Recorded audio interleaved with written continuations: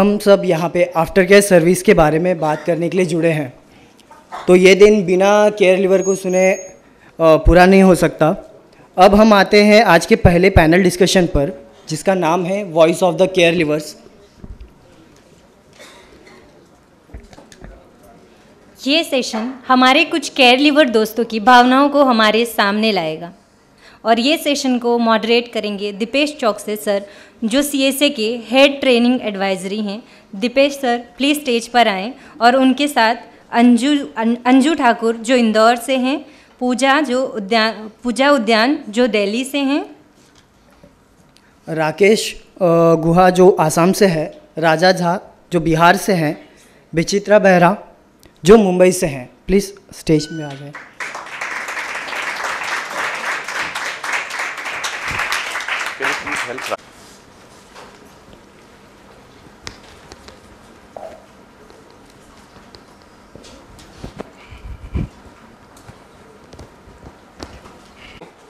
But जब ये session चल रहा था तो जस्ट मैं थोड़ा रिफ्लेक्शन मोड में गया था। सो आप में से काफ़ी सारे लोग जो है चाइल्ड प्रोटेक्शन के अंदर अपनी लाइफ जो है वो बिता चुके हैं। सो याद करें, जब मैंने 2004 के अंदर चाइल्ड प्रोटेक्शन स्पेस में काम करना शुरू करा था, तब हम बात कर रहे थे चाइल्ड वेलफेयर कमेटीज़ को बनाने के लिए उसमें सही लोग आए हैं, इस विषय पे बात करते थे। चाइल्ड वेलफेयर कमेटी किस तरीके से फंक्शन करेगी ये बात करते थे। फिर वो जर्नी आगे बढ़ी। वो जर्नी आगे बढ़ते बढ़ते फिर हम स्पेशल जुवेनाइल पुलिस यूनिट की तरफ आगे बढ़े। स्पेशल जुवेनाइल पुलिस यूनिट आगे बढ़ी, तब हम इंस्टीट्यूशनल केयर की बात करने लगे। जब इंस्टीट्यूशनल केयर बहुत अच्छे से होने लगा, तब हम आफ्टर केयर की बात करने लगे। सो अगर आप होल जुवेनाइल जस्टिस सिस्टम को समझने की कोशिश करो तो आपने जो जितनी मेहनत शुरुआत से लेकर आखिरी तक करी है, आफ्टर केयर उसका सबसे आखिरी पड़ाव है और सबसे इम्पॉर्टेंट पड़ाव है। अगर वो सही नहीं हुआ तो हमने जो शुरुआत से लेकर आखिरी तक की जो मेहनत करी थी वो शायद उसमें सवाल बना रह जाएगा। सो अपने लिए एक बार जोरदार तालियां बजाइए आप सब लोग, क्योंकि आप लोगों ने ही 2000 जुवेनाइल जस्टिस एक्ट 2000 के बाद उस 2011 के बाद हमने 15 के बाद मॉडल रूल, ये सारी जर्नी करके आज हम आफ्टर केयर स्पेस पे बात कर रहे हैं, जो कि अंतिम पड़ाव है और सबसे महत्वपूर्ण पड़ाव है। 20 साल की ये जर्नी है। आप में से काफ़ी सारे लोगों ने बहुत सारे बच्चों को वल्नरेबिलिटी मैपिंग से बचाया होगा, रेस्क्यू करे होंगे, और सबकी अपनी एक स्टोरीज रही है, वो किस तरीके से इंस्टीट्यूशन के अंदर आए हैं, ये सारी चीज़ें हैं। सो वैसे ही हमारे साथ जब हम इंस्टीट्यूशन के अंदर जाते हैं तो बहुत सारी स्टोरी सुनने को मिलती है। वैद्यनाथ सर ने बहुत अच्छी बात कही कि हम हमारे डेटा को कैप्चर कर सकते हैं, हम इम्पैक्ट नंबर की बात कर सकते हैं, बट इमोशंस वो स्टोरी से ही निकल के आता है। जो हार्डवर्क कर रहे हैं वो स्टोरी से ही निकल के आएगा। सो इसीलिए आज के इस पैनल को मॉडरेट करने का मुझे सौभाग्य मिला है। I would like to welcome all the care leavers जो कि आज इंडिपेंडेंट है और अपनी ज़िंदगी के अंदर अच्छा कर रहे हैं। सो ये जो सेशन रहेगा इसमें मैं चाहूँगा कि आप सब लोग भी पार्टिसिपेट करें। जो आपके जहन में सवाल है वो सवाल पूछें और दिल खोल के बात करें। बच्चों, दो जिंदगी के आयाम है। पहला आयाम वो था जब हम उस इंस्टीट्यूशन के अंदर थे और एक जर्नी कर रहे थे, और ये जो सारे लोग बैठे हुए हैं इस हॉल के अंदर, ये वही लोग हैं जिन्होंने डायरेक्ट इनडायरेक्ट आपकी जिंदगी के अंदर कोई ना कोई प्रभाव डाला है। कई लोगों को हम चेहरों से जानते हैं, नाम से जानते हैं, लेकिन कई ऐसे शख्स हैं जिन्होंने आपकी जिंदगी के लिए काम करा है लेकिन शायद आप नहीं जानते। तो आज ये मौका है इन सब के लिए आपसे मिलने का और आपके लिए इन सब से मिलने का। तो दिल खोल के बात करिएगा और जब भी जरूरत लगे, जो सवाल आपको लगे कि उसको जवाब देना ठीक नहीं लग रहा है, तो फील फ्री। ठीक है। सो एक बार हम सब लोग थोड़ा अपना परिचय कर लेते हैं कि आप कहाँ से हैं और अभी क्या कर रहे हैं, उसके बाद हम सवाल की तरफ बढ़ते हैं। जैसे मैंने अभी बताया था, मेरा नाम पूजा उदयन है और मैं उदयन केयर इंस्टीट्यूशन में पली बड़ी हूँ। 7 साल की थी जब मैं वहाँ आई। वहीं से स्कूलिंग हुई, अंडरग्रेड हुआ, फिर उसके बाद सोशल वर्क की पढ़ाई करी और जेनपैक में CSR डिपार्टमेंट में 6 साल काम किया। उसके बाद लंदन गई as a Chevening scholar to pursue my masters education in from Swires University of London, and currently I'm working with Ernst & Young, Gurgaon, and in the CSR domain, and I'm also a founder of CLAN, which is Care Levers Advocacy Network, the first network in the entire South Asia.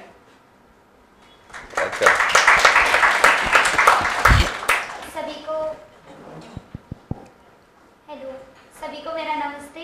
मैं अंजू ठाकुर, मैं इंदौर से CCI से हूँ, JJR से, और मैं एक alumni हूँ। मेरा करेंटली मैंने 10th पास आउट करके 1 ईयर का स्टेनोग्राफी का हिंदी स्टेनो का कोर्स किया, और फिर उसके बाद मैंने जॉब के लिए अप्लाई किया। तो CWC चाइल्ड वेलफेयर कम्युनिटी है जिसमें मैं कंप्यूटर ऑपरेटर का काम कर रही हूँ, और प्लस मैंने जॉब के साथ 12th भी करा, और अब मैं पास हो गई हूँ। और उसमें 12th के बाद मैंने BSW की फर्स्ट ईयर में एडमिशन लिया, और अभी मेरा रनिंग चल रहा है। और प्लस उसी के साथ मैं जॉब भी करती हूँ, पढ़ाई भी करती हूँ, और मैं कराटे भी सीखती हूँ।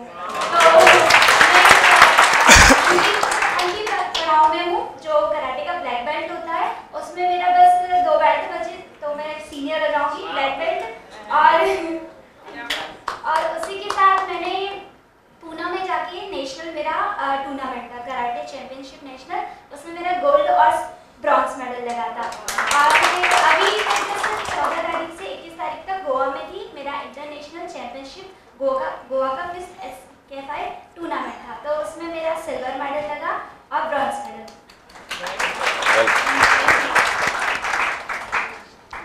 नमस्ते, मेरा नाम विचित्र बेहरा और मैं मुंबई में रहता हूँ। मैं अभी ड्राई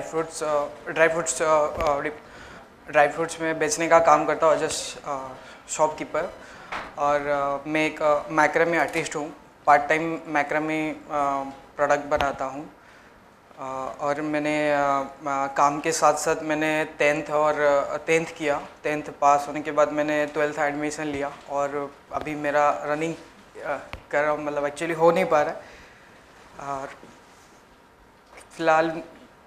फ़िलहाल मैं स्टडी कर रहा हूँ। मेरा अप्रैल में एग्ज़ाम है, उसके लिए मेरा प्रिपरेशन चल रहा है। मेरी आवाज़ आ रही है क्या आप लोगों को? नमस्ते, हेलो, कैसे हैं आप लोग? मेरा नाम राजा है, और मैं CSI का बहुत ही धन्यवाद करना चाहूँगा, और CSI के साथ जितने भी ऑर्गेनाइजेशन हैं उनका भी धन्यवाद करना चाहूँगा। इसलिए नहीं कि आपने मुझे मुंबई बुलाया, इसलिए कि आपने केयर लिवर, जो हमसे केयर लिवर लोग जुड़े हैं, उनके वॉइस को सुनने के लिए बुलाया है। तो अभी लगभग हमारे साथ 3500 लोग केयर लिवर डायरेक्टली इनडायरेक्टली जुड़े हुए हैं। तो मैं भी किसी संस्था में 2005 में आया था, फिर वहाँ पे 10 साल तक रहा, और फिर 2015 के बाद मैं उधर निकल गया। फिर उसके बाद मेरे को आफ्टर केयर का सपोर्ट मिला, जिसके थ्रू मैंने अपनी डिज़ाइन में ग्रेजुएशन किया, और फिर आप लोगों से इंस्पायर होकर मैं केयर लिवर के लिए काम करने के रास्ते पर चल रहा हूँ। और फिर अभी मैं BSW कर रहा हूँ, और मैं अभी नेशनल केयर लिवर नेटवर्क जो बंद्रा मैम ने आपको बताया, उसी का भी नाम चेंज हो गया है। तो अभी हम उसी में कोऑर्डिनेटर का काम कर रहा हूँ। Very good, welcome.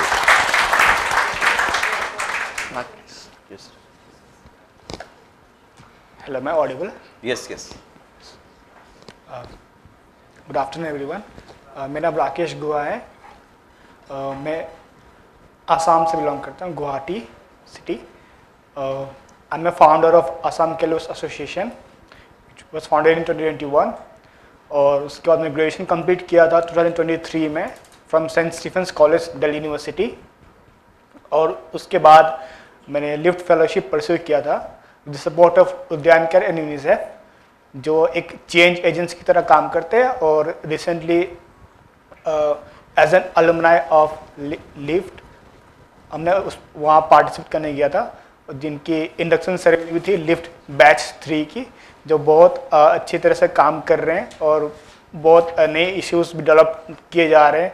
Diversity, equity और इंक्लूजन की जो थीम इस बार हमें वहाँ पे जो बात हुई है वो बहुत ब्रॉडर लेवल पे डिसेबिलिटीज इश्यूज को हाईलाइट किया गया है। Besides that I have been a participant of conference in the American Indian foundation on employees for person with disability in the corporate sector. उसके बाद मैंने biennial Asian conference 2023 Kathmandu as a speaker गया था वहाँ पे। And currently I am a student at Dipstam Pune campus aspiring for IFS/IAS and very soon to join as a executive sales operator in the IDBI bank.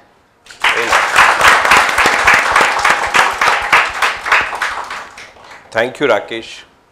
सो हम सब लोग एक journey करते हैं, वो जर्नी जो है बड़ी इंटरेस्टिंग होती है। जो ये पूरी सोसाइटी है वो पूरी सोसाइटी स्टोरीज़ के ऊपर चलती है। जब वो स्टोरी रहती है वो हम लोगों को बहुत मोटिवेट करती है। सो ऐसे ही हम स्टोरीज़ के लिए बात करना चाह रहे हैं। मेरा पहला सवाल जो है वो अंजू ठाकुर आपसे है और राजा आपसे, कि जब ये चाइल्ड केयर इंस्टीट्यूशन छोड़ने की बात होती है कि आप 18 साल के होने वाले हैं, आपको 1 साल या 2 साल के अंदर जो है अब इंस्टीट्यूशन से बाहर जाना रहेगा, वो जो पहला इनकाउंटर रहता है इन शब्दों का, वो आपके किस तरीके से इम्पैक्ट डालता है? दूसरा उसी के साथ कि जब वो ये डिस्कशन होता है तो उस समय आपके पास ये CCI छोड़ने से पहले की प्रिपरेशन क्या हुई थी, किस तरह से आपने वो जर्नी करी है, इस विषय पे अगर आप थोड़ा बताएं तो अच्छा है। ठीक है, आप बताएंगे क्या? ठीक पहले मैं बताना चाहूँगी, सबसे पहले तो जब मैं CCI में थी, मैं करीबन 8-9 साल की थी, बचपन से CCI में हूँ। और हम लोगों के JJR में इंदौर में ऐसा होता था, जब CCI नहीं, जो C से अदर NGOs नहीं थे, तो हम लोगों की लाइफ में सिर्फ स्कूल जाओ और स्कूल से आओ, सिर्फ यही होता था। और खाना पीना, ना कोई नियम ना कोई कानून, कुछ नहीं, बस स्कूल जाओ स्कूल से आओ, दिन भर सो, कुछ नहीं। फिर अचानक से एक बहुत ही बता नहीं सकती, मतलब बहुत ही प्यारा अभी मैं यहाँ आई हूँ, जो कि CSA। जब से CSA ने मेरी लाइफ में एंट्री मारी, इवन CCI JJR, तो एक अलग ही तरीके का कुछ बदलाव आया। जैसे हम लोग बस स्कूल जाना, स्कूल से आना, बस यही काम था। जब से CSA आया, CSA ने इवन अलग अलग क्लासेस, कंप्यूटर क्लासेस और स्टिचिंग की क्लासेस, ब्यूटी पार्लर, अलग अलग टाइम टू टाइम, कि भैया तुम्हें जिस चीज़ में इंटरेस्ट हो, स्कूल से आओ, कोचिंग जाओ। पहले हमें कोचिंग भी प्रोवाइड नहीं होती थी, फिर हम लोगों को कोचिंग प्रोवाइड की अलग अलग स्किल के ऊपर। CCI में बेसिकली ऐसा होता है कि अलग अलग कैटेगरीज के बच्चे आते हैं, जो कि कुछ पढ़ाई करते और कुछ पढ़ाई नहीं करते। जो पढ़ाई नहीं करते उनके लिए भी अलग अलग स्टिचिंग हो गया, ब्यूटी पार्लर हो गया, और जो पढ़ाई करते हैं उनके लिए अलग से मैथमेटिक्स और सब्जेक्ट की कोचिंग, और उसके बाद इंटरेस्ट के हिसाब से कंप्यूटर। तो अब जैसे कि सर ने कहा है कि किस टाइप से वो आने से पहले स्टार्ट हुआ CSA, कि तुमने क्या फेस किया, तो मैं यही बताना चाहूँगी, CSA ने जब मैं 17-18 के बीच रनिंग कर रही थी, उससे से पहले मतलब हर एक बच्चे की, मेरी सबकी काउंसलिंग और वॉकिंग, मतलब ट्रेनिंग्स वगैरह हम लोगों को जो दी जाती थी, स्कूल से पढ़ाई तो चली गई है, तो उसके हिसाब से इंटरेस्ट के हिसाब से सबसे बेसिकली कि भैया इंटरेस्ट की चीज़ में काउंसलिंग लगभग पूरा 6-7 महीने की पहले बताया जाएगा कि हमको कि तुम लोग किस चीज़ में इंटरेस्ट हो, कंप्यूटर, ब्यूटी पार्लर, अलग अलग कोर्सेज वगैरह। और फिर उसके बाद हमें विजिट करवाई जाती है कि क्या ITI सेक्टर में और फिर ब्यूटी पार्लर, ऐसा अलग अलग सेक्टर्स में हम लोगों को बोलते हैं कि तुम्हें क्या करना है लाइफ में, तुम बताओ। तो जैसे मेरा था कि मुझे ITI सेक्टर में विजिट करवाया गया, और मैंने चॉइस किया कि हिंदी स्टेनोग्राफी मुझे करनी है, और फिर मैं उसी सेक्टर में आगे बढ़ूंगी। तो फिर बस कोर्सेज हुआ, और जब सच्ची में बोल रही हूँ, CSA मतलब CCI में जब थी ना, तो लाइफ में मैंने कुछ सोचा ही नहीं था, बस यार चल रही है जिंदगी तो चलने दो, तो बस ये। और फिर जब से आया, मतलब CSA आया, तो लाइफ कि नहीं हमें भी कुछ करना है, हम क्या है, क्यों आए लाइफ में, जरूर कुछ करना है। तभी तो भगवान जी ने भेजा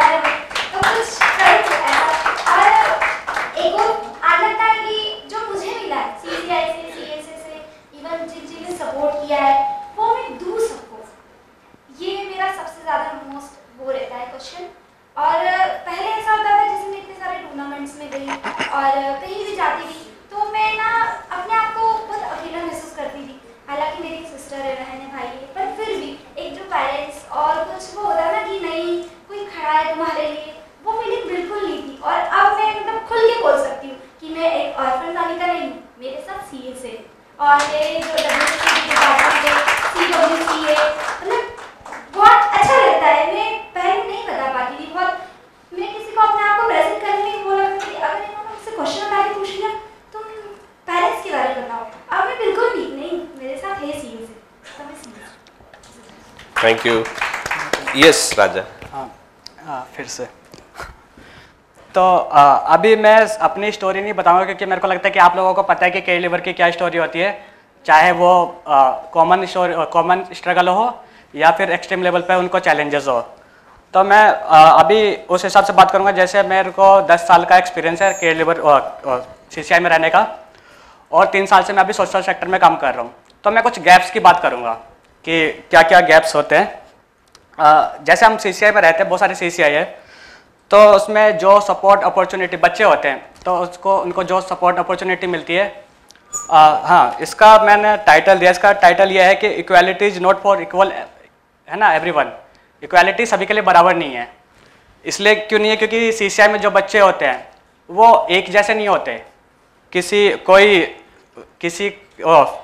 फिजिकली उनका अच्छा नहीं होता, कोई इंटेलेक्चुअल उनकी थिंकिंग अच्छी नहीं होती, किसी का कैपेसिटी लर्निंग गेनिंग कंज्यूमिंग का कैपेसिटी अच्छा नहीं होता, और एक होता है सोशली नॉट एबल, यानी ये वाला ज़्यादा नोट करना, सोशली यानी कुछ बच्चे होते हैं जो सब कुछ अच्छा होता है उनके पास, लेकिन वो जैसे मैं भी उनमें से हूँ, मेरे पास सब कुछ अच्छा है, मेरे पास अच्छे आंसर है, अच्छी चीज़ जानता हूँ मैं लोगों से, लेकिन मैं कनेक्ट लोगों से बातें कैसे करूँ ये हिचक है। तो ये मेरे को लग रहा है कि बहुत सारे लोगों की ये प्रॉब्लम होती है। अगर हम इस पे काम करेंगे तो बहुत सारी चीज़ें सॉल्व हो सकते हैं। तो जब रिसोर्स पर्सन जो भी सपोर्ट होता है केयर CCI में, तो वो क्या करते हैं, जैसे मैं अगर सपोर्ट पर्सन, मेरे को सपोर्ट बांटने लोगों को, मैं सर्विस प्रोवाइडर हूँ, तो मैं सबको इक्वली सपोर्ट, जो भी सपोर्ट है मेरे पास, अगर मेरे पास सपोर्ट है तो मैं सबको इक्वली दूंगा। मेरे नज़र से तो सपोर्ट मैंने अच्छे सबको इक्वली, मैंने किसी को छोटा बड़ा नहीं समझा, मैंने सबको बराबर बांट दिया। लेकिन जब हम बच्चों के पॉइंट ऑफ व्यू से देखेंगे ना, तो नहीं, जिसकी कम कैपेसिटी लर्निंग की है, उसको कंज्यूम करने की है, उसके लिए तो बराबर नहीं है ना। और जिसके पास ऑलरेडी ज़्यादा चीज़ है उसके पास तो एक्स्ट्रा चीज़ मिल गई है ना। अगर मान लो किसी के पास ज़्यादा नॉलेज, यानी ऑलरेडी वो समझ रहा है, अगर उसको हम उतना ही सपोर्ट दे रहे हैं, जिसके पास उतनी नॉलेज नहीं है, तो वो तो उससे ऑलरेडी आगे निकल जाएगा। और वो तो जिसके पास ऑलरेडी कम था, तो वो तो उससे भी ऐसे ही है। तो ये है कि हमें ना, जब भी हम, अगर ये मेरा सजेशन है कि अगर हम CCI में बच्चों के साथ काम करते हैं, तो सबसे पहले मैं उनका असेसमेंट करना चाहिए कि वो किस लेवल की उनकी अंडरस्टैंडिंग है, कैसे वो समझ पाएंगे, कितना वो कंज्यूम कर पाएंगे और कितना रिटर्न कर पाएंगे। तो अगर हम असेसमेंट करके फिर उनको हिसाब से उनको सर्विस देंगे, तो मेरे को लगता है कि हम बेटर उनको आने वाले ये जो आफ्टर केयर में अभी जो हम चैलेंजेस फेस कर रहे हैं वो नहीं फेस कर पाएंगे, नहीं करेंगे फ्यूचर में। तो ये है, और बाकी मैं और भी जो भी मेरे को लगेगा मैं बताते रहूँगा। Thank you. बड़ा इंटरेस्टिंग पॉइंट इन्होंने बताया है कि जब हम मटेरियलिस्टिक चीज़ें देते हैं तो वो तो हम इक्वली बांट सकते हैं, बट जब हम प्रोग्राम डिलीवरीज और इन सारी विषयों पे बात करते हैं, लाइक करियर अवेयरनेस सेशन की बात कर रही है सारी चीज़ें, तब वहाँ पर हर एक इंडिविजुअल की अंडरस्टैंडिंग जो है उस पर्टिकुलर चीज़ को लेकर अलग अलग बनेगी। तो उस कॉन्टेक्स्ट के अंदर जो है वो ध्यान देने का कह रहे हैं कि उस कॉन्टेक्स्ट पे ध्यान दिया जाए कि हर एक बच्चा इम्पॉर्टेंट है, हर एक बच्चे की सोचने समझने की क्षमताएं अलग अलग है, वो बच्चा किस तरीके से एब्जॉर्ब कर रहा है चीज़ों को, उस हिसाब से उसके लिए प्लान प्रिपेयर करा जाए। ये पॉइंट राजा ने रखा है। अब मेरा दूसरा सवाल जो है वो विचित्र और राकेश आपके लिए है। जब हम चाइल्ड केयर इंस्टीट्यूशन छोड़ते हैं, सो हमारा child in need of care and protection को लेकर एक अलग लेंस रहता है, but when it comes to the conflict with law थोड़ा सा लेंस अलग रहता है। जब हम लोग एक नॉर्मल बच्चा जो with the physical things normal है और एक स्पेशल जो रहता है, उनके लिए जो चैलेंज रहता है वो काफ़ी अलग रहता है। तो आपने वो क्या चैलेंजेस फेस करे थे इस जर्नी के अंदर, from CCI to after care के अंदर आना, इंस्टीट्यूशंस से लेकर, वो क्या परेशानियां आपने महसूस करी थी? अगर आप कंफर्टेबल रहे तो बताइएगा। सबसे पहले सर तो ये है कि जब मैं CCI में था तभी मेरे पेरेंट्स मुझे मिलने नहीं आते थे। सो मैं अकेला बहुत अंदर बहुत लोनली फील करता था, और मुझे समझ ही नहीं आता था कि मैं करूँगा क्या बाहर आकर। तो और उससे पहले भी मैं काम करता था, तो सबसे पहले तो मैंने ये सोचा था कि अगर जब मैं बाहर जाऊँगा सबसे पहले तो मुझे काम ढूंढना पड़ेगा कि कुछ ना कुछ करना ही है। और लकीली मुझे आफ्टर के हॉस्टल मिल गया चेंबूर का, और फिर वहाँ पे आने के बाद कुछ दिन बाद मुझे वेट किया और मुझे एक जॉब भी मिल गया। तो धीरे धीरे मैं आगे बढ़ते गया। लाइक उस टाइम मेरे मतलब मैं और भी काफ़ी सारे प्रॉब्लम फेस करता था। जैसे मुझे बात करने नहीं आता था लोगों से कि आप किससे कहा जाए और तुम किससे कहा जाए। सो मुझे ये नहीं पता था कि डिफरेंस क्या है इसमें। तो मैं किसी से कैसे भी बात करता था, और मैं धीरे धीरे ये सारी चीज़ें सीखने लगा। और उस टाइम और एक प्रॉब्लम था कि जैसे शोर होता है तो शोर बिल्कुल पसंद नहीं था। जैसे गाड़ी का आवाज़, कुछ कंस्ट्रक्शन का काम चल रहा है, तो बहुत जल्दी मैं इरिटेट हो जाता था ये सब चीज़ से। और उसके बाद एक संस्था ने मुझे सपोर्ट किया, और धीरे धीरे सर ये चीज़ें आगे मैं फेस करते गया तो चीज़ें सॉल्व होते गए। लेकिन सबसे बड़ा प्रॉब्लम ये था कि मुझे स्टडी करना था, तो मुझे समझ नहीं आ रहा था कि मैं कैसे स्टडी करूं, क्योंकि मुझे जब भी छोटा था तभी से ही मुझे इंटरेस्ट नहीं था। फिर भी मुझे लोगों ने समझाया कि आप दिल्ली बोर्ड से कर सकते, NIOS से एग्ज़ाम दे सकते, और मैंने ट्राई किया। मैंने 10th तो पास कर लिया, पर अभी 12th का बाकी है और मुझे टाइम ही नहीं है कि मैं क्या करूं। और सर सबसे पहले कि जब भी बाहर आने के बाद एक था कि मतलब जो CCI में जो हमारा बिहेवियर था कि एक जैसे हमारा जो हमने सोच लिया वो होना चाहिए। एक मैं एक मॉनिटर था, तो मैं काफ़ी पुराना था वहाँ पर, तो एक मॉनिटर जैसा मैं था, और मैं जो चाहता था वहाँ पर हो जाता था। पर और वही चीज़ मेरे साथ बाहर नहीं होता था कि मैं कुछ चाहता था वो मुझे नहीं मिलता था या फिर बाहर नहीं होता था। तो बहुत ज़्यादा मुझे गुस्सा आता था कि ऐसा क्यों नहीं होता है। पर धीरे धीरे मेरे साथ कुछ लोगों ने काम किया, और मैं आज जब भी सोचता हूँ तो काफ़ी बदलाव दिखता है मुझे। और अभी तो ऐसा कुछ है नहीं जो किसी चीज़ का डर लगता है मुझे। Very nice.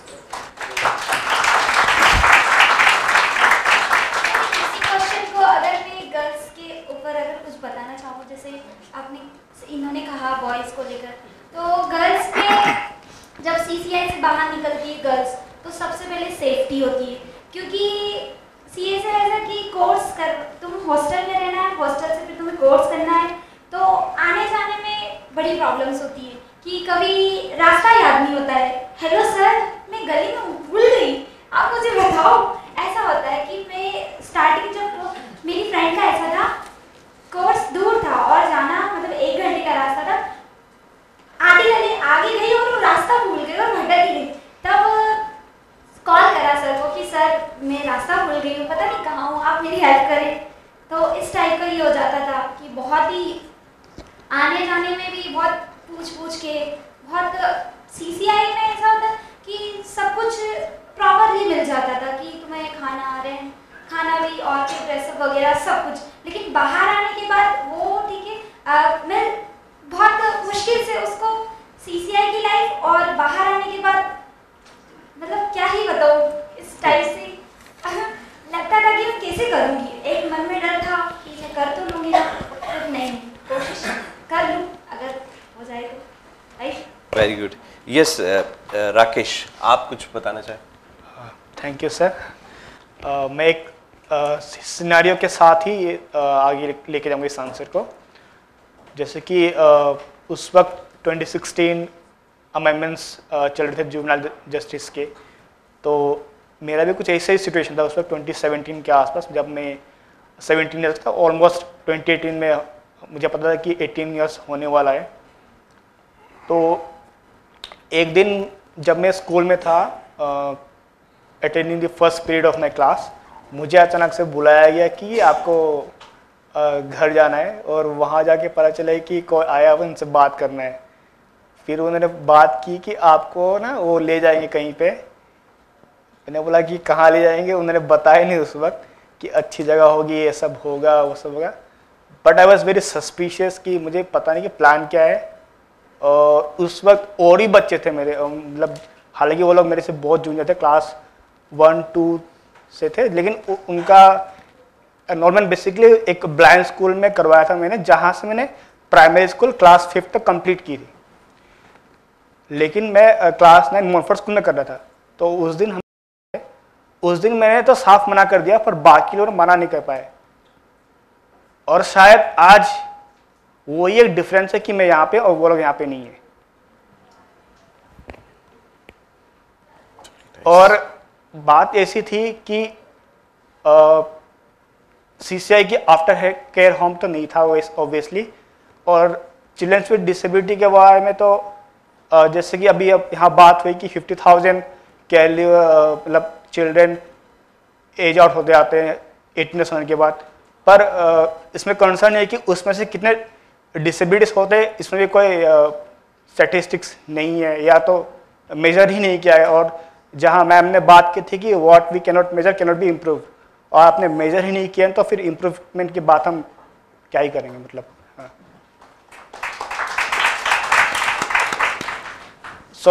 फिर मैं जब वापस क्लास गया तो मुझे फिर बहुत टेंशन हो रहा था कि कुछ तो मतलब कुछ तो लग रहा है कि गड़बड़ चल रहा है मतलब सोचना पड़ेगा। और ऑनेस्टली जब मैं क्लास 10 तक पहुंचते भी मुझे टेंशन होने लगी कि मुझे फीस की दिक्कत आने लगी, क्योंकि प्रोसेस ये होता है कि हर 6 महीने की फीस जो है एक चेक की स्लिप आती है, वो मैं स्लिप ले जाके इंस्टीट्यूट को सबमिट करता हूँ, वहाँ से मुझे साइन होके फिर चेक को मुझे डिपॉजिट करना होता है। किसी कारणवश चेक डिले हो रहा था और मेरे ऊपर एडमिट कार्ड का प्रेशर आ रहा था कि एडमिट कार्ड आपको नहीं मिलेगा अगर आप चेक नहीं लाओगे तो। और लिटरली मुझे एग्जाम के लास्ट डे तक वेट करना पड़ा, मुझे एप्लीकेशन देना पड़ा प्रिंसिपल, तब जाके मुझे अलाउ किया गया। और एग्ज़ाम के बाद जाके मैंने चेक जमा किया था, और उसके बाद मुझे समझ में आ गया कि ये शीशे जल्दी बंद होने वाला है और ऑब्वियसली बंद हो भी गया था बाद में। तो उससे पहले मैंने डिसाइड किया कि मुझे आई वॉज थिंकिंग कि मुझे बैंगलोर जाके पढ़ाई करनी है, कि I was interested in sports, so I would join football or something, because I was in football, blind football federation, and I played till national level at that time.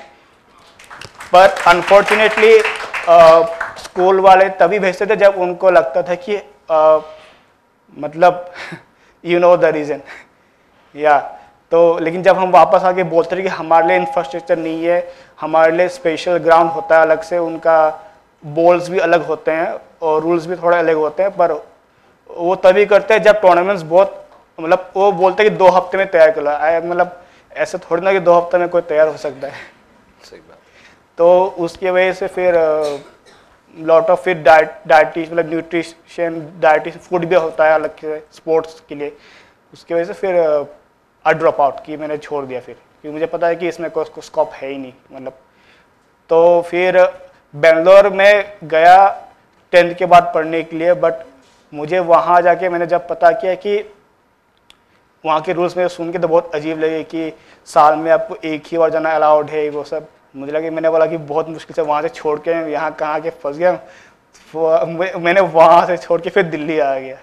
So I went Bangalore but landed in Delhi, और I think वो दिल्ली आना मतलब I think that was a turning point, और वो भी इतना आसानी से नहीं हुआ। वहाँ फिर मुझे स्कूल फिगर आउट करना, मुझे एडमिशन कहाँ लेना है। एक स्कूल से रिजेक्शन इसलिए मिला क्योंकि I was from north east basically, और एक स्कूल से रिजेक्शन इसलिए मिला क्योंकि मेरे पास सर्टेन रीजन्स उन्होंने बताए थे, मैंने इतना ध्यान नहीं दिया फिर।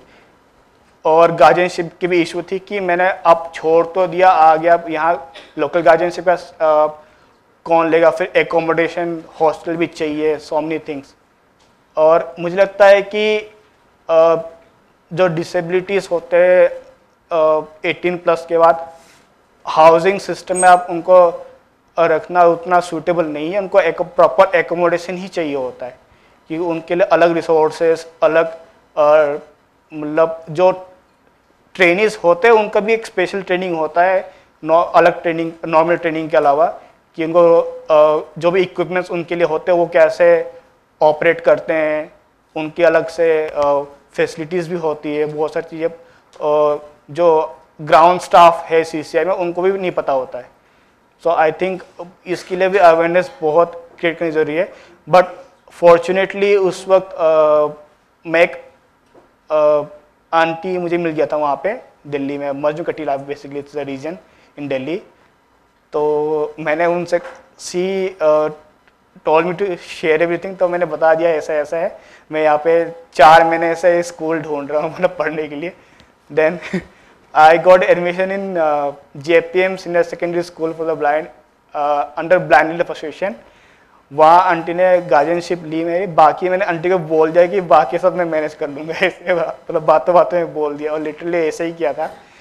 एंड वहाँ से फिर मैंने पढ़ाई चालू किया। उसके बाद आप क्या ऐसे 3 या 4 चैलेंजेस बता सकते सिर्फ पॉइंट में, ताकि हम लोग समय का ध्यान रख सके, कि CCI से निकलते समय जैसे कि इंस्टीट्यूशन आइडेंटिफिकेशन एक प्रॉब्लम था, या आपका प्रॉपर रिहैबिलिटेशन प्लान नहीं बन पाना, ऐसा कुछ प्रॉब्लम था? आप ये चीज़ें सोचिए थोड़ा सा। तब तक मैं पूजा से ये जानना चाहता हूँ कि पूजा, आपकी जो पूरी जर्नी है उस पूरी जर्नी में मेंटोरिंग का रोल किस तरीके से प्ले करा है और उसने आपको किस तरीके से आगे बढ़ाया है, आप ये बताइए। साथ ही मैं सभी लोगों से ये रिक्वेस्ट करूंगा कि आप लोग जो जर्नी हम लोगों ने शेयर करी है उसमें 3 या 4 ऐसे पॉइंट जो आपको लगता है कि अभी तक टच नहीं करा गया उन बातों पे, तो वो सोच के रखिए। Yes Puja. I think mentoring का सभी की लाइफ में बहुत इम्पोर्टेंट रोल होता है। उसी तरीके से मेरी लाइफ में भी है। जब मैं CCI में थी, उदयन के CCI में थी, तो हमें हर एक चीज़ के लिए बहुत अच्छे से मेंटोर किया जाता था, और मैं सच में बहुत फॉर्चुनेट हूँ, इसीलिए शायद क्लैन बना with this thought that you are one of those fortunate ones जिनको सपोर्ट मिला। Now it's your job to empower someone else. So mentoring in terms of education, mentoring in terms of mental well-being, mentoring in terms of other things as well, you know, a child faces or finds it difficult to tackle with. So मेरी life में तो बहुत अच्छा उसका impact रहा, but mentoring में, because CLAN is now working with the caregivers, so I have listed few points how it can actually impact a life of a caregiver. So it bridges the transition gap certainly. When caregivers exit from the CCI at the age of 18 with no support at all, that makes them very very vulnerable to instability. So the mentoring, this entire mentoring, if we can provide them support at the age of 18, that certainly ease the transition journey for them. This whole thing, providing them support around the independent living skills, guidance around budget, decision making, and daily responsibility certainly fosters the self-reliance under them. I would like to state one thing, that when I became 18, I was the first batch of aftercare facilities which was provided by the Udayan Care mentors. We call them mentor parents. And before that, before me, my own sister, she did not receive aftercare facility. My own brother, he didn't. So yeah, I was the first person, and then of course after me, so many other people started receiving support. And the program is amazing. The aftercare program we have at Udayan Care is providing support to so many people. Yes. Then mentoring around education and career guidance certainly helps them, look for scholarship. I think I was speaking to Geeta ma'am in the morning, and I was telling her that there are so many caregivers who aren't aware You know, when I meet my fellow caregivers, you know, we would like to call them younger siblings. I am 30. I'm sure all of them are younger to me here. So they say कि दीदी आपका कैसे शिवनिंग scholarship का हुआ? So this whole thing happened through a mentoring. I didn't know a guy who was on LinkedIn, and he reached out to me because he thought because of my surname, he thought that Udayan Care is my organization and I'm the founder there. So he reached out to me, and he saw some of the amazing work I used to do at Genpact on my Twitter, which is now X. So he thought that I'm doing some wonderful work and I have some impressive credential to apply for different kinds of scholarship which are, you know, given by countries like the US and the UK. So he is the one who kind of mentored me, you know, and the volunteers who used to come at Udayan Care to do some kind of projects around their, you know, projects from their university and all, they mentored me for the entire Shevening application process. So I am here, you know, and in my bio, I am a Shevening scholar, 20, 21, 22. It bio में हमेशा आता है, and it's all because of mentoring, right? So mentoring is important for them, and caregivers will know once they once we start giving each other support, they will know that, you know, money should never be an obstacle when any caregiver, you know, decides to pursue higher education. Can I talk more, sir? We can हम थोड़े audience के questions लेते हैं, शायद उसमें आपके सवाल का जो बात करना चाह रहे हैं वो आ जाए.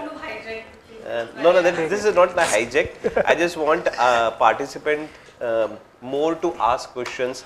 So जब हम लोग यहाँ पर इस पूरे फोरम के अंदर हर एक इंडिविजुअल अलग अलग कैपेसिटी से बच्चों की जिंदगी के अंदर प्रभाव डालता है, चाहे वो चाइल्ड वेलफेयर कमेटी मेंबर हो, चाहे जॉइंट डायरेक्टर हो, चाहे मिनिस्टर टू ओएसडी हो, चाहे यूनिसेफ हो, SCPCR के साथी लोग हो, सब लोग अलग अलग तरीके से जिंदगी में प्रभाव डालते. तो आप लोगों ने जिन जिन फाइलों पे कभी ना कभी डायरेक्ट इनडायरेक्ट साइन करी होगी, उन फाइलों से जो साइन होके जो बच्चों को मदद मिली है, वो मदद यहाँ पर आपके सामने इस तरीके से बैठी हुई है.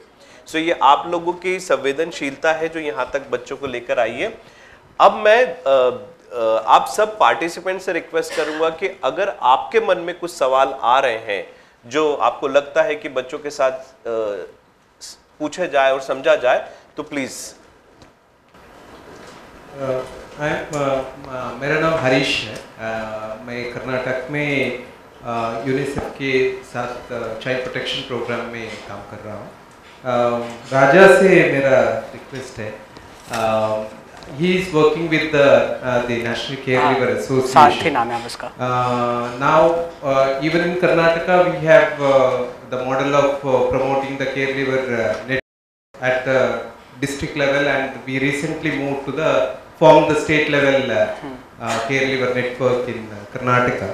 So ये caregiver network में आप काम कर रहे हैं, आपका learning and what is the challenges in the caregiver network, if you throw light on that, it will help to the other states also. Thank you. राजा, मेरा बस रिक्वेस्ट है कि हम पॉइंट पर थोड़ा सा कॉन्सेंट्रेट ज़्यादा करें.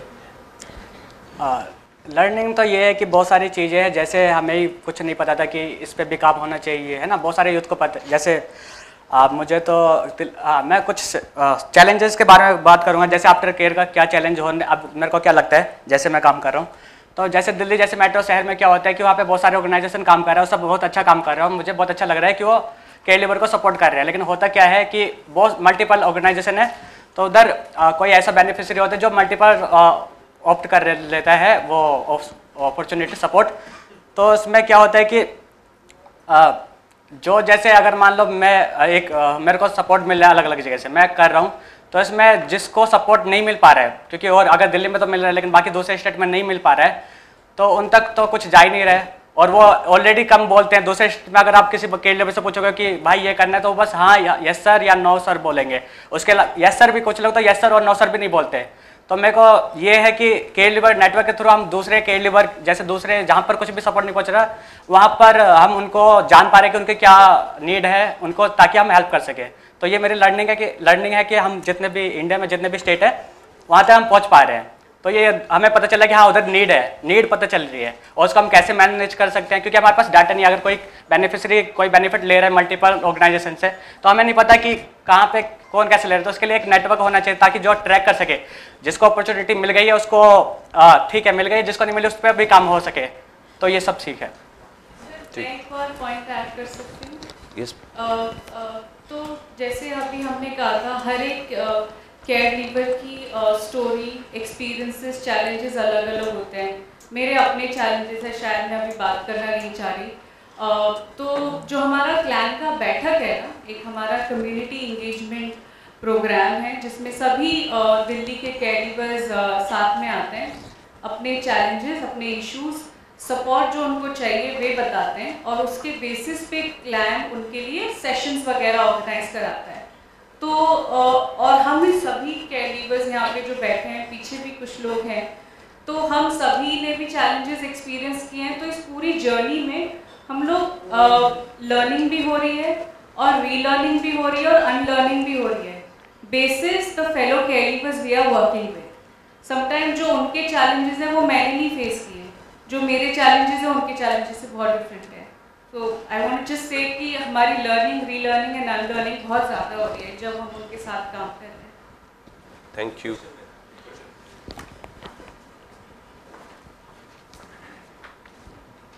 पूजा और पूरी टीम से मुझे बहुत रश्क हो रहा है। रश्क इसलिए हो रहा है कि ऐसा लग रहा है कि रश्क का मतलब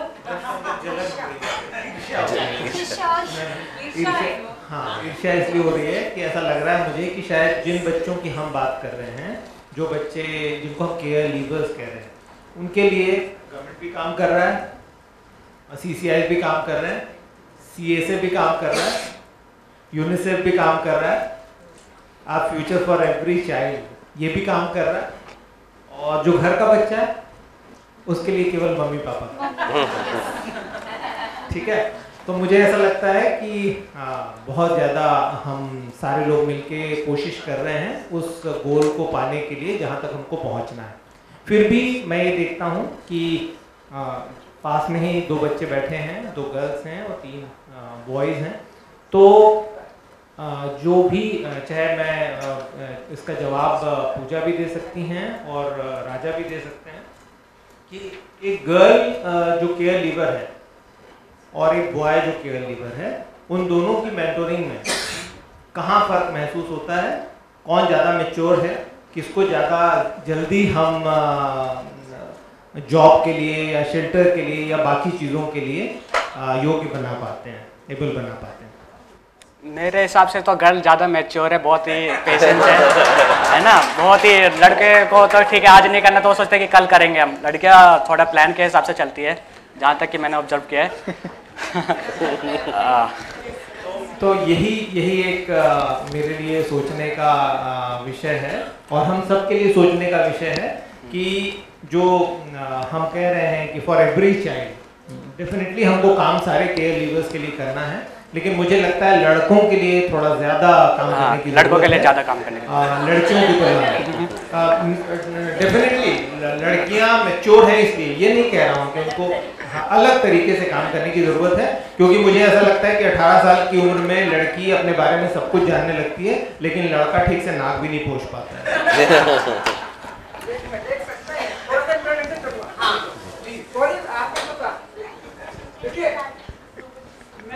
मेरा नाम विजय है और मैं जयपुर से हूँ और मैं पिछले 10 सालों से पुलिस के साथ मिलकर काम कर रहा हूँ।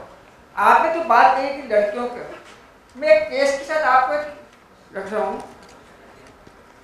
लड़की है, केयर लीवर है, 22 साल की हो गई है, उसकी सरकार ने शादी कर दी है। शादी करने के बाद 3 महीने बाद उसको तलाक दिया जाता है और वो उसको तलाक होने के बाद उसका केयर करने वाला कोई नहीं, वो कहाँ जाएगा? उसको तलाक का सर्टिफिकेट चाहिए, उसको दूसरी और कई सारी रिक्वायरमेंट वो चाहिए, उसको आप कहाँ करेंगे? आप बड़ा आसानी से तो कहते हैं कि लड़की बड़ी मैच्योर हो जाती है, उस मैच्योरिटी में उसकी जो सिक्योरिटी वाली जो बात है उसके ऊपर आप कैसे एड्रेस करेंगे। दूसरा एक और केस बता देता हूँ, सेम एज की लड़की है, उसकी शादी करा दी, उसके पति ने उसको प्रोसिक्यूशन में डाल दिया। अब वो वहाँ से निकलना चाहती, वो नहीं निकल पा रही, वो भी केयर लीवर है, उसको पढ़ाई नहीं कराई गई। जो सबसे बड़ी दिक्कत तो लड़की के साथ सिक्योरिटी की है, उसको कौन एड्रेस करेगा और कैसे एड्रेस करेगा आप उसको। तो इशू ये सबसे बड़ा ये है कि इन केयर लीवर के साथ बहुत सारी चीज़ें हैं जिसको आप अलग अलग तरीके से एड्रेस करेंगे, और मैं अलग अलग समय को उसको आप बताऊंगा भी, क्योंकि मैं लगभग 3.5 तो 4 बच्चे हैं जिनको मैं केयर लीवर ने जिनके साथ मैं काम कर रहा हूँ। सर इसका आंसर मैं थोड़ा सा देना चाहूँगा। जैसे कि आपने कहा कि लड़की, हम लड़के मैच्योर तो हो जाती है, लेकिन जैसे लड़के हैं तो मैच्योर हो जाती है, समझदार हो जाती है, लेकिन इसमें अगर लड़की किसी लड़के ने किसी लड़के को छोड़ा तभी भी तो लड़के का ही तो इशू है ना, लड़की तो नहीं छोड़ी ना। हमने तो ऐसा नहीं सुना कि किसी लड़के ने लड़के को छोड़ दिया है और लड़का बच्चों के साथ रह रहा है। तो ठीक है, मैं लड़के के खिलाफ नहीं हूँ, लेकिन हम ऐसा ज़्यादा हमें सुधारने लड़के को जरूरत है, क्योंकि लड़कों को लगता है कि जो मैं करूँगा वही ठीक है, लेकिन ये ठीक नहीं है। यानी ये फैक्ट नहीं, हम लोग इस बहस को यस सर, एक और बात मैं कहना चाहूँगी। यस, ये हमने रिसेंटली रियलाइज किया है जब हम क्लैन के साथ काम तो जब हम क्लैन के साथ काम कर रहे हैं पिछले इतने सालों से, तो हमने भी रियलाइज़ किया है, और हमारे जो मेंटोर्स हैं उन्होंने भी हमें रियलाइज़ कराया कि शादी तो हो जाती है जल्दी से, सबको शेल्टर चाहिए और सबको घर चाहिए, और इतना वल्नरेबल बैकग्राउंड रहा है जिसकी वजह से शादी कर ली, कोई मिला, उसने बोला कि हम साथ रहेंगे और शादी हो गई। लेकिन शादी के बाद भी उनको कितनी मेंटरिंग की ज़रूरत होती है, बिकॉज सीसीआई में तो देखो न्यूक्लियर फैमिली नहीं हुई है, नहीं होती है, इतने सारे बच्चों के साथ आप रह रहे हो और अलग अलग एम्बियंस है, तो शादी के बाद भी उनको relationship management, financial planning, other plannings, तो उसमें भी बहुत ज़रूरत पड़ती है गर्ल्स को, स्पेशली गर्ल्स को। ठीक है अनिशा, बस सर का एक, उसके बाद हम आप। ये सर, सबसे पहले तो आप सबको बड़ा बधाई, बहुत अच्छा लग रहा है आपका सेशन देखकर, सीएसए को बधाई, कितना अच्छा सेशन यहाँ पे रखा है। मैं चूँकि मध्य प्रदेश में पिछले 3-4 साल से चाइल्ड प्रोटेक्शन को देख रहा था और कुछ स्कीम्स को बनाने का मौका भी मिला, फिर भी मुझे लगता है कि आपको ऐसा क्या लगता है कि आप जब सीसीआई में रहते हैं और सीसीआई से बाहर निकलते हैं तो क्या ऐसी कमी है जो कि आपको लगता है कि गवर्नमेंट को उसमें करना चाहिए? क्योंकि यदि मेरे शूज़ में यदि कोई कील है तो मैं ही बता पाऊँगा कि कहाँ मुझे चुभ रहा है और कहाँ से निकलना है। हम लोग बाहर से देखकर नहीं बता पाते हैं कि क्या चाहिए। कोशिश हमने करी है, आफ्टर केयर में काफ़ी लंबे समय बाद चर्चा हुई और इन्हीं साथ में जब दिपेश्वर के साथ हम काम कर रहे थे तो पता चला कि नहीं, 18 के बाद हमें एकदम बच्चों को नहीं छोड़ना चाहिए। जो डेटा कलेक्शन वाली बात हुई थी वो 2019 के आसपास, जब पूरे सीसीआई में 10 साल का डेटा करके हमने करीब 400-500, क्योंकि मिसिंग थे बच्चे, वो वहाँ से निकल के कहाँ चले गए हमें पता नहीं था, तो उसको जब डेटा कलेक्शन करके जब हम एक साथ मिल के काम करना शुरू किया, फिर लगा कि हाँ नहीं, 18 के बाद उनको सपोर्ट। आज मेरे परिवार का बच्चा अच्छा खाते पीते हैं, हम कमाते हैं, अच्छी गाड़ियों में घूमते हैं, लेकिन मैं नहीं सोचता हूँ कि मेरा बच्चा, मेरे यहाँ का बच्चा जो 19 साल में किसी जॉब के लिए किसी तैयार है नहीं है किसी हालत में। तो एक ये प्रश्न है कि आपको क्या लगता है कि सीसीआई में रहते समय क्या होना, इंडिविजुअल केयर प्लान के बारे में काफ़ी बड़ा मैकेनिकल केयर प्लान था कि एक बार लिख दिया बस ठीक है, 2-4 महीने बाद देख लिया उसको। केयर प्लान हर समय बदल सकता है, उसके लिए आपको उसका एनवायरनमेंट आपको कराना पड़ेगा कि केयर प्लान में आप उनको सिखाएं, उनको बताएं कि क्या क्या उनके लिए स्कोप है। तो आपको ऐसा क्या लगता है कि पहले क्या होना चाहिए सीसीआई के अंदर और सीसीआई के बाद क्या होना चाहिए? नंबर 1 बात। दूसरा एक और है कि बहुत अच्छा लगता है कि एक अच्छी लाइन में जा रहे हैं, सबसे वल्नरेबल कैटेगरी रहती है, ये बहुत संभावना होती है कि लड़के गलत रास्ते पे चले जाए। अच्छे अच्छे घरों के लड़के फ्रॉड करते हैं, दुनिया भर के तमाम क्रिमिनल वाला करते हैं। ऐसी क्या इनर फोर्स है आप में कि आपने सही रास्ता चुना और ईमानदारी का रास्ता चुना? बड़ा थोड़ा सा वो थॉट क्वेश्चन है, लेकिन बताइएगा ज़रूर सबको कि ऐसी क्या चीज़ है कि आपने एक अच्छा रास्ता चुना वल्नरेबल होने के बाद ही। Thank you. यस, तो मैं गवर्नमेंट, अगर गवर्नमेंट के लेवल पे बात हो रही है तो मेरे को सीसीआई तक बात जाएगी ही नहीं। इसी में एक प्रश्न में जोड़ना चाहता हूँ। मैं प्रतीक खरे, सेक्रेटरी SCPCR छत्तीसगढ़। एक लाइन का सवाल है, गवर्नमेंट बहुत सारी स्कीम्स बनाती है कि आपके लिए ये हेल्थ के लिए इतना पैसा है, इसके लिए इतना पैसा है, हमारी गवर्नमेंट ने भी बनाई है, हम सक्सेसफुल भी हुए हैं, लेकिन आपको गवर्नमेंट की किसी स्कीम को अप्रोच करने में सबसे ज़्यादा क्या प्रॉब्लम है?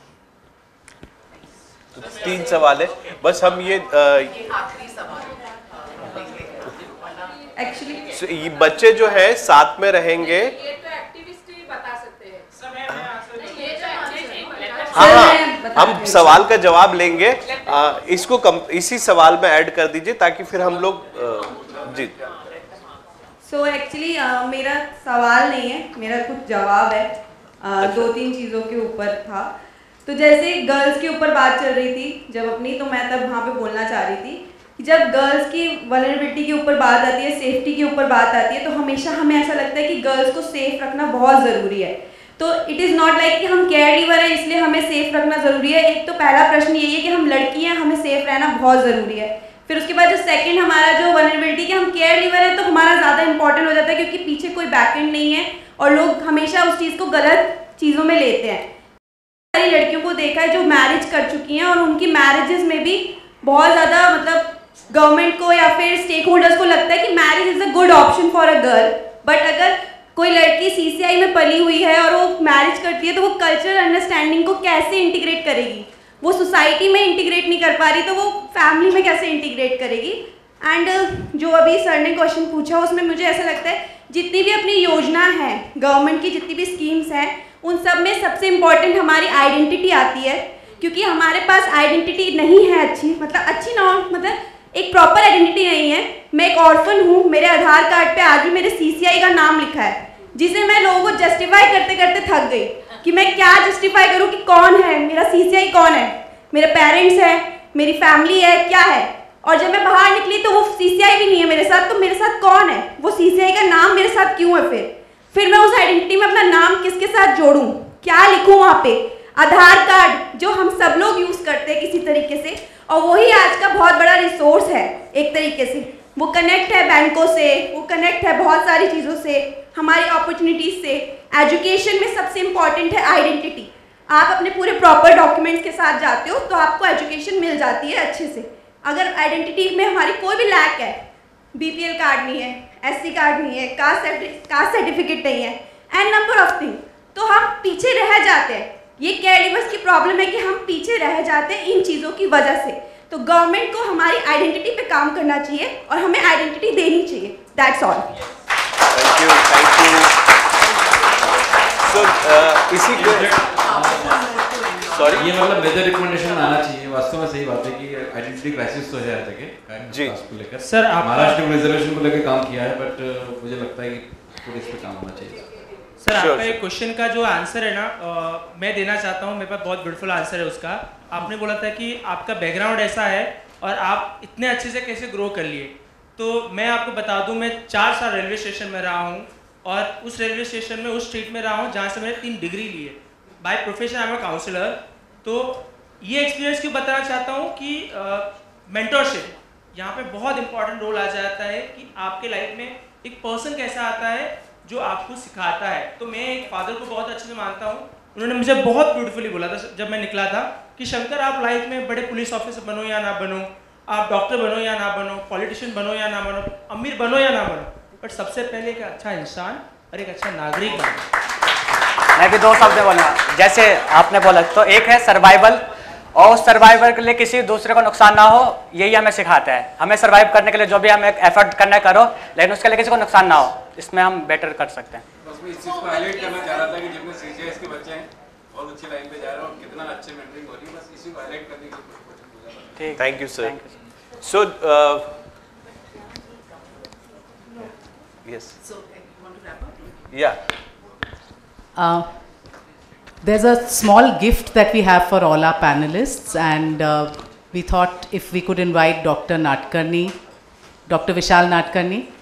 So if you can just come and give away a token of our affection to the young people here on the panel. Dr. Nadkarni is a long-term advocate for aftercare and is currently an officer on special duty to the Honorable WCD Minister of MP.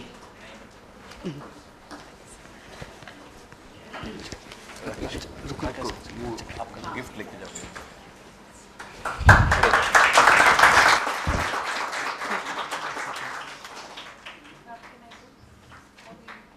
we'll just do a quick maybe photo op. You can take it out.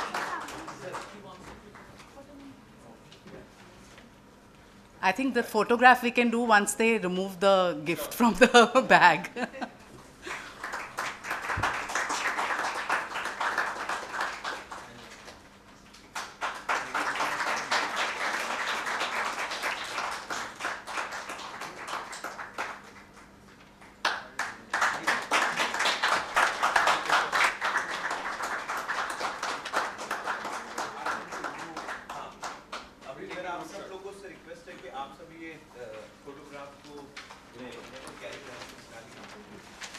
So these are caricatures made by Sachin, who is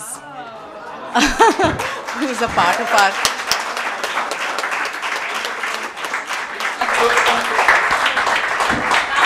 आइए राकेश इधर बैठना है sir? नहीं नहीं Come close, come. Look here. Keep smiling. Wait. Sir, ladies first. Don't go. Wait. अच्छा.